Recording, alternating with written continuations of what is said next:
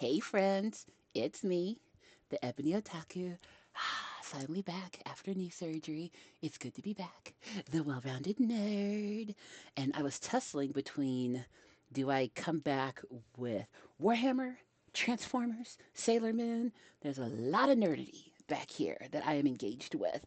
I thought I'd come back with Warhammer. I missed Warhammer Wednesday. Sorry. But we're back. We're going to slowly get back into the habit. I love our community. Y'all are all such great people. I appreciate all the kind words, the views, the clicks, the sharing, the everything. While I've had to take a couple of weeks off, but let's get back into business. We're going to do a different kind of video today. A different kind of video because I've watched while I've been convalescing. I've watched a couple of other creators that like to talk about books and stuff the way that I do, and I kind of like the way they approached it because we live in the age of the bot combing content in order to see if it is acceptable. And sometimes, the reading of books, it works. And sometimes get hand slapped.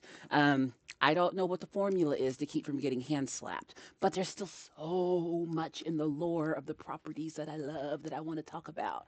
So I'm going to talk to you, me and you, over the next few Warhammerings, whether I'm painting or not, because I do still have a lot of painting videos I need to voice over and stuff like that, but painting, not painting, whatever. We're going to talk about Warhammer 30K.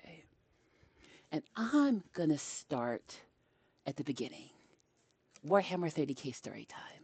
We're going to start at the beginning. It's a very good place to start. When you read, you begin with ABC. When you sing, you begin with, that was your part. If you don't know what comes next, I'm going to need you to get educated on good entertainment. But yeah, I thought that would be fun just to do some.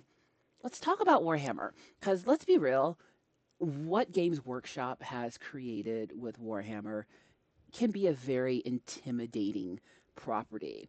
And to be clear, she's into a lot of nerddoms. I like Star Wars. I like Star Trek. She is over the moon about Lord of the Rings. Like I don't know which I know more about, Warhammer or Lord of the Rings. I really don't. Um, I was really into Harry Potter for a long time. I know a ton about that lore as well. So there's a lot of properties out there that I'm kicking around. I like Marvel, but superficially, not enough to be like all into everything.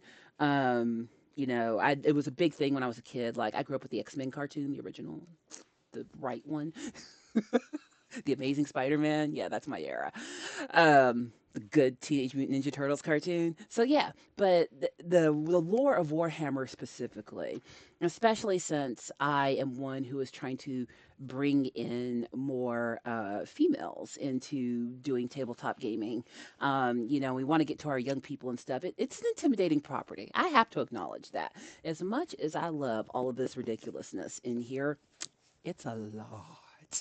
It's a lot. And I have read from the game books, the rule books, and all the stuff that comes in there. But even still, it's a lot. What do you say, layman to layman? We just have a chit chat about this thing called Warhammer and the Horus Heresy. And we'll just build on this over the next few videos as I get back into the habit of painting. I can sit at my painting desk again, finally. Like, I have not sat at this desk in 2 weeks because I could not bend my leg to do it. So, yeah, like things are looking up. So I was like, what can I do today that won't require me to do things I physically can't do, but still chat with y'all? So let's talk about this thing called Warhammer 30K.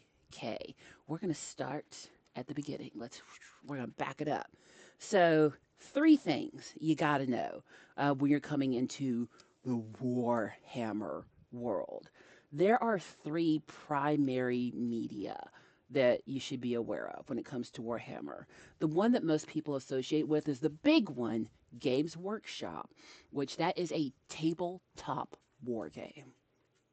Tabletop war game. That's it. You have models, and I have tons of models on my desk. Do I have a Warhammer model on my desk? No, all my Warhammer models I actually game with, so I'm not sure. No, I don't have an actual Warhammer model on my desk because I use those. But yeah, when I say models, here's one from another game. Here we go. I don't know what this little guy goes to. That that is Charles. dog. But yeah, little models, you know, of different genres. You may have heard of BattleTech. That's a big tabletop warring game. Um, there, Lord of the Rings actually has one. That's a Warhammer duck. But there are tons of properties out there where you buy plastic models that you then have different build patterns that you can do within those boxes. You build them, you understand the lore, you paint the army that you want, you understand the points and the playing mechanisms, and you go out and play. It's your army versus another one. It's all a roll of the dice, literally. That is the Warhammer that most people are familiar with. Is just the game. Which that is a huge component. Like that is the bread and butter, that is the money maker. Games Workshop make the coins. And you know what? They're a private company and can do as they please. But Games Workshop, there's another media property you might want to be aware of. And that would be their publishing arm, which is the Black Library. So one of the things that can set games like Lord of the Rings or Warhammer apart from other types of games is an expansive lore background. There are so many Warhammer books. We're only going to talk about 30K today. All right. We're only going to talk about 30K. But, there are so many books in the Warhammer universe, spanning, a 10, 20,000 uh, future history. 10 to 20,000 years of future history. Does that make sense? It starts 10,000 years from now. Okay, so it starts way in the future. So when we say Warhammer 30,000, that's literally the year 30,000, 30,000 years in the future. Warhammer 40,000 is 40,000 years in the future. The Age of Sigmar in Warhammer is the fantasy side of Warhammer lore and tabletop gaming. Some people will liken it to Lord of the Rings. I know that the hardcores will not. But for those of you who know nothing about it, you can liken it to that. I'm not really into the Age of Sigmar because I like Lord of the Rings. Come for me, whatever. But that is the two big parts of it. You've got the publishing arm, which is the Black Library that writes all of these books. And all of these books are written by different authors, which is kind of amazing. The one you may have heard of the most is Dan Abnett. He is the GOAT, the greatest, the king of all time. He wrote my first foray into Warhammer novels, which was Eisenhorn, which was about a very specific character. It was the first novel I read when I was 17. I still have that novel. It was 3 novels in one and some short stories. It was an omnibus. But he's written so much, a prolific writer. But there are rules of this universe, and all of these myriad authors that Games Workshop and the Black Library have write stories based on the rules of this universe, and they have created a cohesive universe. And that's one of the things that's really unique in that lore. Because when you look at something like Lord of the Rings, it had one author. It's consistent because J.R.R. Tolkien wrote all of it. Harry Potter is as consistent as it can be because one person wrote all of it. That's not how it is in the Black Library. I don't know if it's dozens or hundreds of authors at this point, but they got a bunch. They got a bunch, they got a bunch. And then the last thing you got to consider are the video games. There are Warhammer video games. A lot of them have been like real-time strategy games over the years. Those are the ones I was most familiar with coming up. I watched a lot of my friends who were into the whole Warhammer scene. They would play the real time strategy. So you got your army over here, or you're doing all the little things. A real time strategy game a lot of people are familiar with are like The Sims.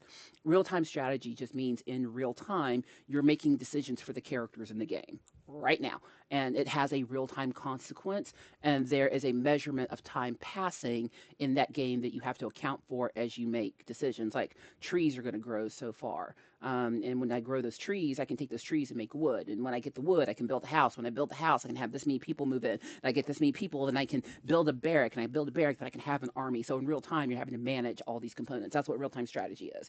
And there were Warhammer games like that. Those are the ones I knew the most about. But we all know the one that's the one right now, which is Space Marine 2. And I'm enjoying it. I think I'm going to do a Space Marine 2 stream this weekend now that I can sit at my desk. I was going to do one earlier, but couldn't sit at the desk. Now I can. Uh, but the video games. But those are the three big media people think of when they think Lord of the Rings, when they think about Warhammer.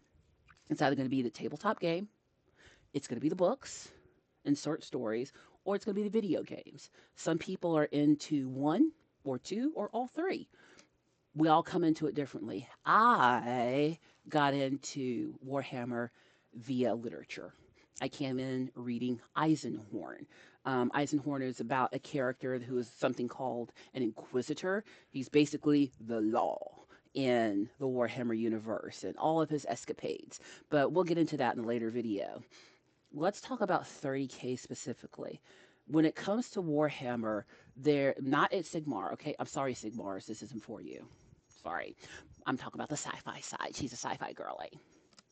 But when it comes to the sci-fi side of Warhammer, you're talking about the year 30,000 and the year 40,000. There are things that happen around those millennia, but that's really what we're looking at. Warhammer has a central character that binds all of this together, and he is called the Emperor of Mankind. Now, who decided he was the Emperor of Mankind? He did. Isn't that how they all decide? But yeah, he decided he was the Emperor of Mankind. The Emperor of Mankind, except for a couple of other folks, is the longest lived person that we know about. He is human. And when you think about 30,000 years in the future, because he's a long lived human, in the lore of Warhammer, that emperor somewhere on this earth right now is walking around doing whatever he's doing in the year 2026 of our Lord. But I digress. So he's out here somewhere right now, but that character of the emperor has been alive since there have been humans, basically. And he has seen everything humans are capable of, the good, the bad, the ugly, and the He has seen it all. He's experienced it all. Sometimes he's caused it, but he has been here for eons. He is old. He's what's called a perpetual. And you do encounter a few perpetuals in the Warhammer lore and universe, but perpetuals basically mean that once whatever physical shell they have goes away, passes, dies, they get a new one and they just keep going. And that's how they live so long, because the physical body can only last so long. Even if you're immortal, your flesh will wane. Vampires are immortal as long as they have enough blood to sustain their youth. There's a trade-off there. The perpetuals in the Warhammer universe, they live until their vessel's destroyed, then they get a new vessel. And the Emperor's done that a bunch. So who out here is the Emperor? Who do you think? It's not me. But because he's the longest lived human, he has seen the best and worst of humans. And he has gone through our planet, Earth, which in the future is called Terra, which incidentally, I believe, is that the Greek or Roman name for Earth anyway? I want to say it's the Greek. I could be wrong. But Terra, Earth, interchangeable. In the future, he goes with Earth and Terra through some hideous wars. 10,000 years in the future from now, Earth is in a season of prosperity and enlightenment. Everything's going great. And then in the year 20,000, it all falls apart, because that's what happens. Read some history. Things are like up, up, up, great, great, great. Oh, wait, let's cause problems. Pfft, it all comes crashing down. Wash, rinse, repeat. You ever read the Bible? Read it. That's like the whole Bible. It's like, ooh, we're doing great. Let's act a fool. Oh, life sucks now. What do we do for life not to suck? Let's repent. That's the whole, wash, rinse, repeat. That's the whole Old Testament.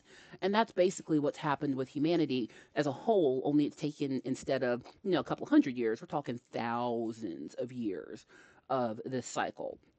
And then as you get into the lore, you'll read about different ages in humanity, like the age of strife and things like that. But the emperor was there for all of it. So he has seen us at our most successful. He has seen us at our most base. He's seen it all.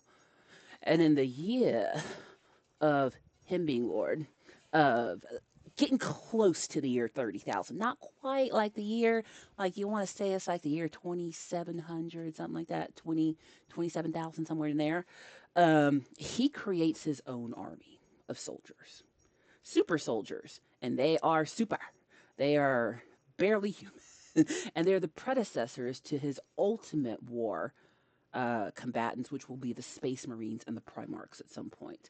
But he creates these super soldiers in a lab in the Himalayan mountains. In the Warhammer lore, they call the Himalayan mountains the Himalaysian mountains. You'll recognize a lot of words like, that sounds like something I know about. Yeah, they changed it. Why? I don't know. Because you can. The words are better. I like highfalutin words. It really appeals to my inner snob. It's great. But he undertakes on his own this quest to unify all of humanity. Like, you know what? I've seen it all. I've let y'all have your time. I've been collecting data for 25,000 years. Y'all suck. You need a leader, and that leader is me. Let me create my semi-human monstrosities to go out here and fight my battles for me. And he does. He takes humans and he grows them into super soldiers. And he uses this army that he makes to take over Terra. And eventually, he decides he's going to take his experiments to the next step. Why does he need to do that?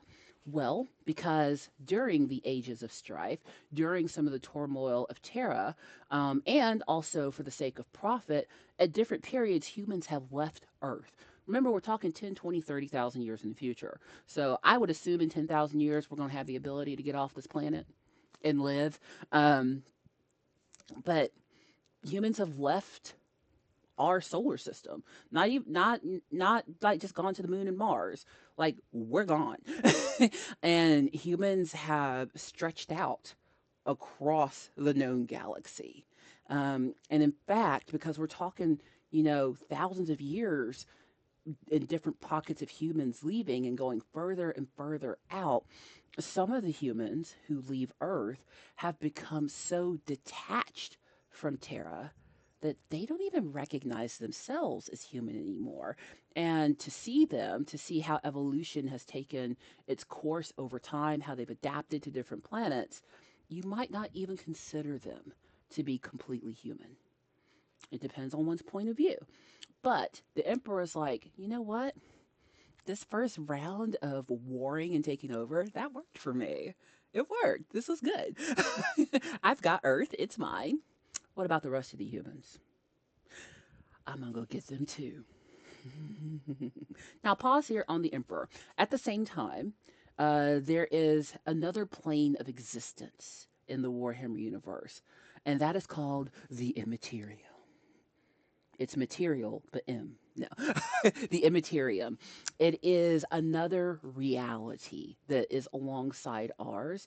You will also hear it referred to as the warp, and you will hear those that exist in that space called chaos.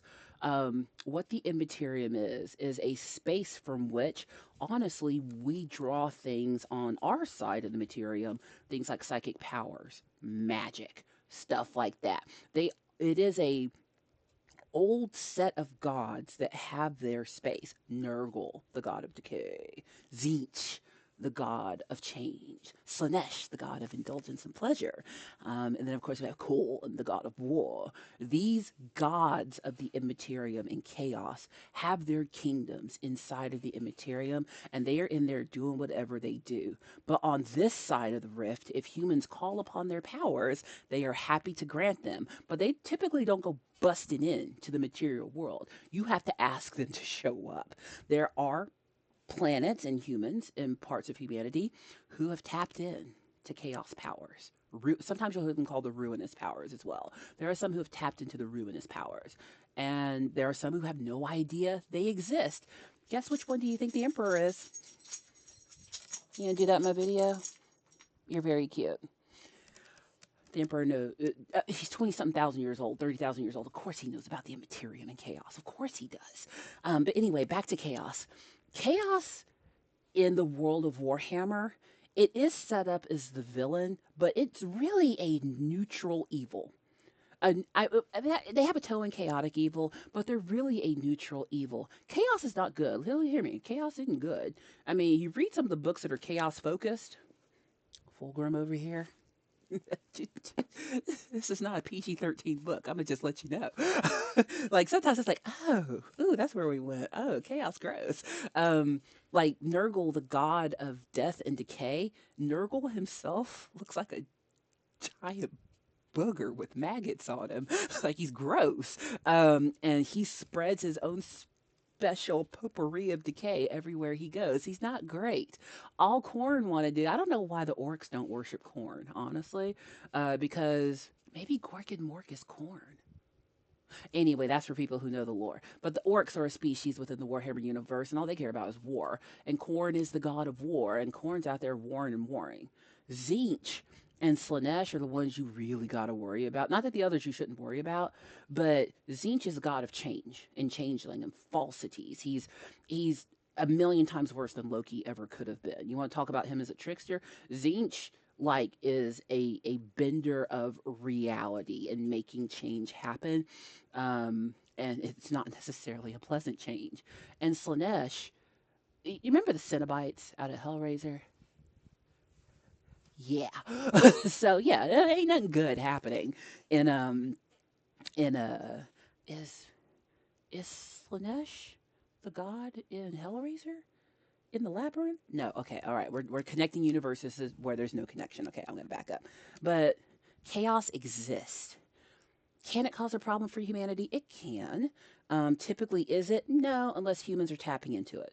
You got to go to them. But once you go to them, once you unlock that door, whatever comes out of that door, too bad, so sad.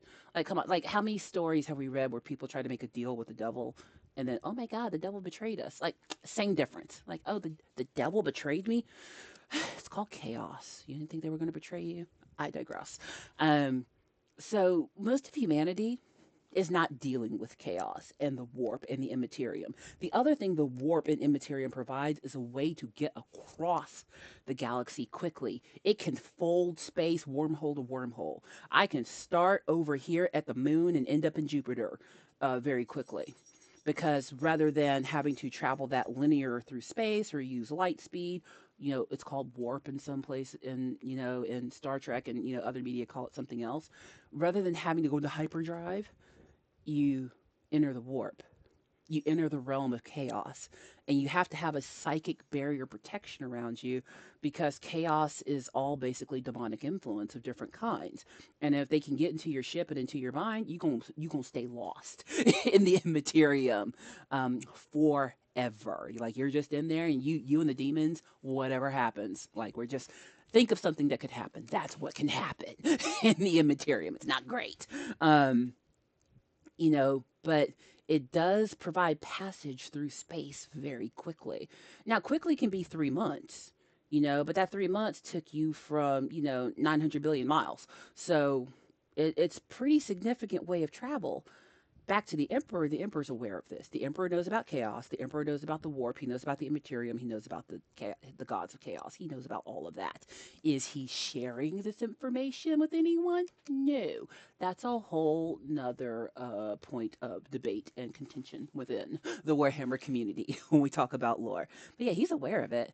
And he knows that part of the key to getting to humans who over 20,000 years have been traveling away from Earth to unite humanity, he has to have a way to connect them quickly, as quick as possible, as quick as you can over several 100 million light years. How am I going to do that? They've had thousands of years to get away from Terra. How am I going to get to them? Through the warp. And the Emperor isn't just the longest lived human and perpetual, he's also the most powerful psychic heir. He's goaded. Okay, the Emperor's goaded. But he's the most powerful psychic that ever lived. So if he takes a ship into the warp, he can provide that psychic protection around his ship so that he can then go and find other human worlds, bring his super soldiers. Hey, here we are. Be human again. He has the ability to do that. But doing it on his own as one person, he can only get so far. Because he conquered the moon. Yes, humans are living on the moon. Why wouldn't they? If we're going to fly out across the galaxy, why wouldn't we colonize the moon? And he's got an alliance with Mars. Let's hop over to Mars for a second. Mars is its own thing. There are humans on Mars, but they swear allegiance and fealty to the machine god.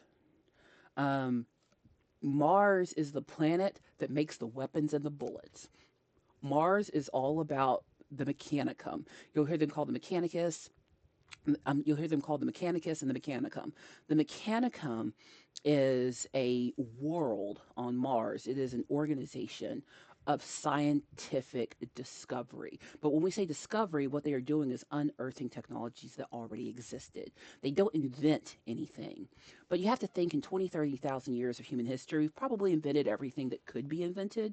What they do is look at all those technologies and then see what needs to be used now. And if it's a dark technology or something that's chaos infected, they just, we don't talk about Bruno.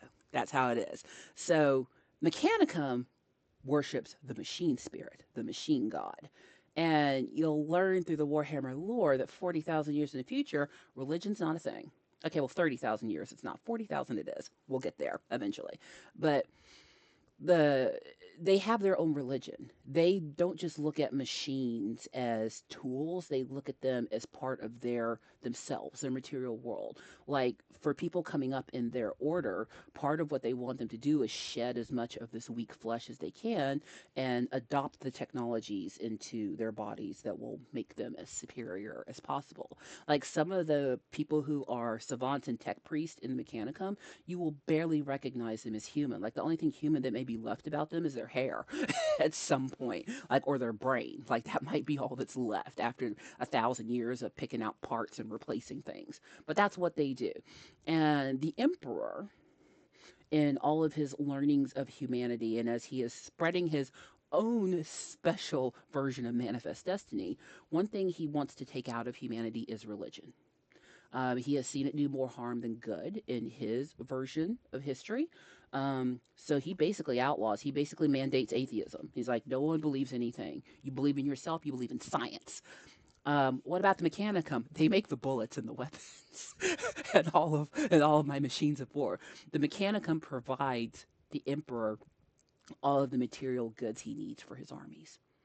Literally, they make the weapons, they make the starships, they make the drop pods, they make the uniforms, they make the spacesuits, they make all of it. So y'all can have religion. Everybody else no. But Mechanicum, do your thing. Just keep giving me my spaceships. So we're gonna let the Mechanicum be. Is the Mechanicum loyal to the Emperor? Define loyalty. If you're left alone to do what you want, aren't you loyal to anything? Because that's what the Mechanicum wants. They want to be left alone, and they want to have a way to use all of these great engines of war that they make. So, two birds, one stone, basically. So, back over here to the Emperor, he's got Mars, he's got the moon, he's got Earth, but now we got to get out to all these other planets. And you know what? I've done a pretty good job with my super soldiers, but we can do better.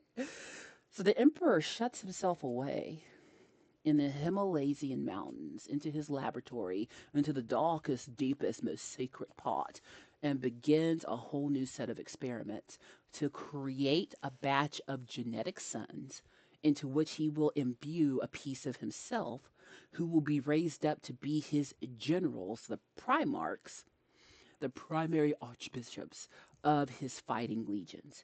He genetically makes 20 sons to be the spearheads of his future 20 Space Marine legions.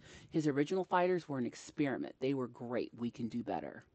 The Primarchs are going to be as perfect as humans can be. They will be great speakers, great diplomats, great thinkers of war, great artisans, everything. They will be the greatest of everything. And he is going to put these 20 generals in charge of his 20 armies. Each one of them is going to get a legion of Space Marines or Astartes, you'll hear them called. Each one of them is going to get a legion. Can you imagine being a baby and you're already destined to have like 2 million soldiers at your beck and call? Like, come on. You want to talk about some nepotism? That's nepotism on another level. Well, remember chaos? Remember chaos? Things don't go quite right. There are two schools of thought on this. I know what the truth is, but you read the lore and you see if you discover what you think the truth is. Um, but all of the Primarchs, somehow chaos is able to get into the chambers where the Primarch has his incubating sons as babies. He's some big old babies. But these babies are the size of my dog. My dog is 80 pounds. But these superhuman baby sons of his get taken into the warp because Chaos gets word of what the Emperor's doing, and they're like, absolutely not. And because they know that the Space Marines will be a problem for them. They know these Primarchs will be a problem for them. Right now they can sneak around and do whatever they want, but if the Emperor is like being direct about bringing humans together, that's not great for Chaos. So this is one of them times where Chaos is like, you know what, we're going to directly interfere. Somehow they get into that chamber, and all of these Primarch sons get scattered across the known universe, just poof, across the galaxy, gone. And each one of them lands on a different planet. And that's where they grow up, and that's where they learn their version of humanity. Bring it back to the Emperor. We're going to talk about the sons in the next video. The Primarchs and the Space Marines. But bringing it back to the Emperor, he loses his sons. He now has to go find them. Like, well, there go my generals. He makes Space Marines anyway. Because what the Emperor has, what his Primarchs have, and what every Space Marine ends up having is what's called a gene seed. It is their biological data. So the Emperor took his data, put it into his Primarchs. The Primarch data is then transferred into humans who can then grow into being Space Marines. Space Marine is not a natural state. Ain't nobody born as a Space Marine. The Emperor himself is not human sized, which the obsession with humanity is so funny because you can barely call the Emperor, the Primarchs, and the Space Marines human once all is said and done. The Emperor is a giant. He's huge, just physically bigger than everybody. He's a powerful psychic. He's super strong. He's super intelligent. He's super everything. And then he makes his sons just a little bit lower than him, just a teach down. So he's done made these 20 dudes, and they're all guys. Sorry, ladies. We'll talk about what the ladies do on another video. But they're all male. But his 20 sons, all also superhuman. Some of them are great psychics. Some of them are going to really be good at building fortresses. But overall, they have the same basic blueprint of greatness. Oh, yeah, and they're 12 feet tall, too. Why wouldn't they be? And then the Space Marines are a little bit lower than the Primarchs. 9, 10 feet tall. you know, so the Emperor and his Primarchs, they were created as they are. Space Marines, and we'll get deep into their lore too. But the Space Marines are taken from worlds across the galaxy, and young children are put through trials in order to see if they have what it takes for the gene seed to be implanted in them to grow them into a Space Marine. And that process, while they are the great defenders of humanity, at the end of it, they're barely human. But we'll talk in depth about that in another video. So the Emperor has all these plans. He's like, well, I got my Space Marines, and I still have a plan. You know what? Saddle up your horses. We're going to go find my children. And at the same time, we're going to go conquer the known galaxy. That's where we're going to stop it today. Because how long have I been talking? Oh, Lordy, I did that for 30 minutes straight. I got other things I want to do today. But yeah, tell me how you like this kind of video. This is Warhammer 101. This is all about the Emperor today. Who the Emperor is and what's next. Next, we're going to talk about when he starts his crusade across the galaxy to find his sons, his 20 Primarchs, what happened to them, and then how are the Primarchs united with their legions, and what does that mean for humanity going forward? Because technically we have not gotten to the year 30,000 yet. We're still in like the year 29,500, somewhere in there.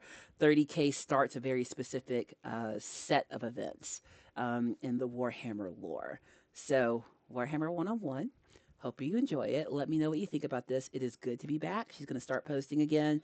I am super happy that life has returned. I'm okay. Everyone's okay. Dog's okay, as you can see. But in the meantime, please like, comment, and subscribe. And as usual, I will see you in the next one.